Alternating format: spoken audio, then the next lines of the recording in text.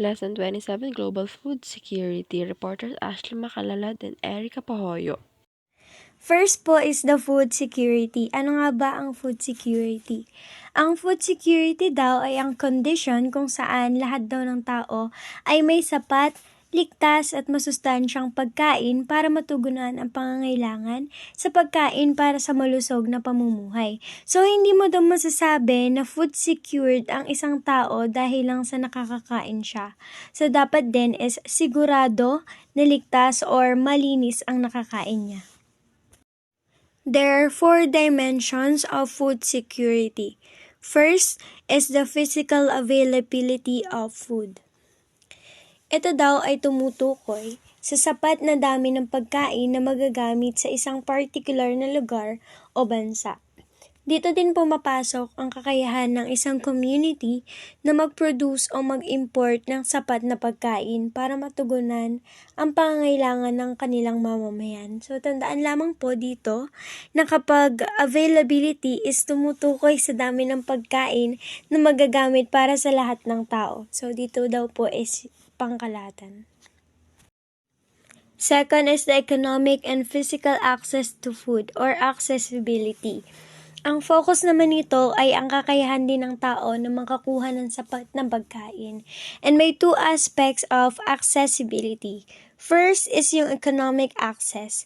Sinasabi dito yung halaga ng presyo ng pagkain at yung kakayahan ng tao na makabili nito. Second ay yung physical access. Dito naman ay ang kakayahan ng tao na makarating sa mapagkukunan ng pagkain. Third ay ang food utilization. Ang food utilization sa larangan ng food security ay naglalaman ng 4 na dimensions. First ay ang sapat na kantidad ng pagkain. Second ay ang tama at balanseng nutrisyon. Third is ang kaligtasan ng pagkain at ang panghuli ay ang kakayahan ng mga tao na makuha at makabili ng sapat na pagkain para sa kanilang pangangailangan. Lastly ay ang food stability. Ang food stability sa 4 na dimension ng food security ay tumutukoy sa kahandaan ng sistema na mapanatili ang kakayahan nito na tiyakin ang food security sa kabila ng mga pagbabago o pagsubok. So, dapat daw, kahit anong sakuna daw or crisis ang dumating sa isang tao, is napoprovide pa din daw nila yung pagkain na kailangan nila sa araw-araw. Kasama dito ang price stability, resilience to shocks, at ang continuity of access. Okay, now we're going to talk about the 10 challenges of global food security. First, rising population, meaning the world's population is increasing and this puts additional pressure on the global food supply. More people require more food resources. In Tagalog, ang mas maraming tao ay mas nangangahulugang may mas mataas na pangangailangan sa pagkain na maaaring maging hamon sa pangkabuuang supply ng ating pagkain sa buong mundo. Second, rising income, changing diets. Meaning, as income rise, dietary preferences often shift toward more resource-intensive foods, such as meat. This change in dietary patterns can increase the demand for certain type of food, impacting global food production system. Yun nga, sa pag-angat ng kita, nagbabago rin ang mga pagkain na kinakain ng mga tao na maaaring maging result upang sa mas mataas na needs sa iba't ibang uri ng food natin na kinakain. Number 3, falling water tables. Depleting groundwater levels can pose a threat to agriculture as water tables are essential for irrigation and sustaining crop growth. Pagbaba ng mga water table. Ang pagbaba ng antas ng tubig ay sa ilalim ng lupa ay maaaring makaapekto sa irrigation at sa pag-aani ng mga tanim. So more on, ito ay apekto sa mga magsasaka na nagtatanim upang makaani sila ng ating pagkain na ibebenta sa merkado. Fourth, more foodless days. Variability in weather patterns, extreme events like droughts or floods, and other factors can lead to periods where food production is insufficient to meet demand, resulting in food scarcity. Sabi dito, ang pagtaas ng kahirapan o iba't ibang mga dahilan ay maaring magdulot ng mas maraming araw na walang sapat na pagkain. Yun nga, parang connecta to sa number 1. Yung sinasabi na dahilan ay isa yung pagtaas ng ating population sa buong mundo na nagkakos ng kahirapan na nagdudulot ng maraming araw na walang pagkain. Fifth, slowing irrigation. The rate at which new irrigation systems are being implemented in slowing down. This can affect the efficiency of water use in agriculture, impacting crop yields and food production. Ang pagbagal ng irrigation. Ang pagbagal ng proseso ng irigasyon ay maaaring makaapekto sa produksyon ng ating pagkain. Tatandaan na kapag mabagal ang irrigation, mas mabagal ang produksyon ng ating pagkain.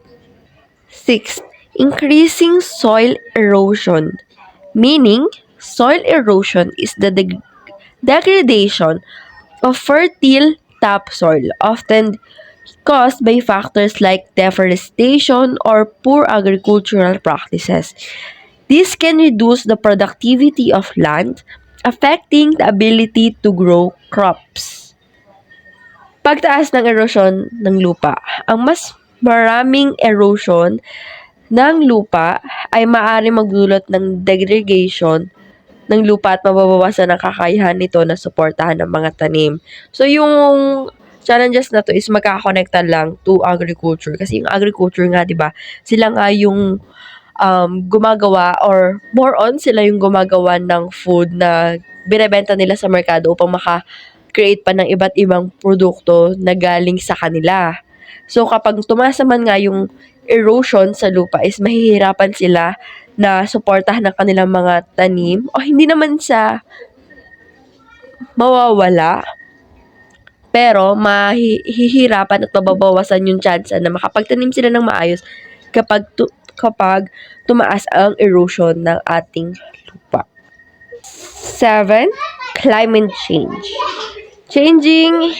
Changes in climate patterns, including shift in temperature and precipitation, can have profound effects on agriculture. This includes altered growing seasons, increased frequency of extreme weather events, and changes in the distribution of pests and diseases. Climate change o pagbabago ng klima. Ang pagbabago ng klima ay maaaring magdulot ng hindi inaasang kondisyon sa pag-aani at paglago ng tanim. Katulad nga ngayon, dito na lang tayo tumingin sa ating bansa, mas kita natin na maraming agriculture or magsasaka nahihirapan sa pag-aani nila ng pagkain dahil sa pag-ulan ng hindi naman dapat na araw. Like, hindi nila inaasahan na ganito na dapat aani na nagkakos na pagtaas ng bilihin sa mga pagkain. 8. Melting water reserves. Melting glaciers and ice caps contribute to rising sea levels and changes in water availability, which can affect regions dependent on these water sources for agriculture. Ang pagtaas nga ng ating temperature ay mas nagiging result sa pagtunaw ng tubig sa ng yelo, like sa North Antarctica and South Antarctica. Yes, ganon.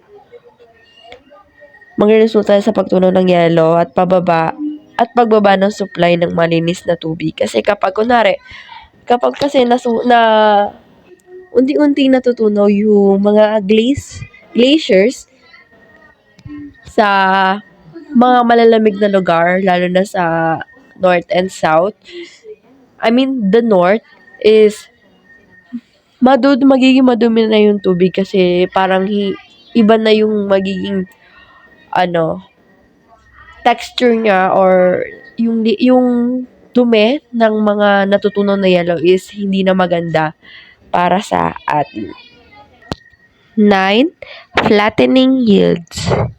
Meaning, agricultural yields, or the amount of crops produced per unit of land, may plateau or decrease due to factors like soil degradation, climate change, and a lack of technological advancement in agriculture.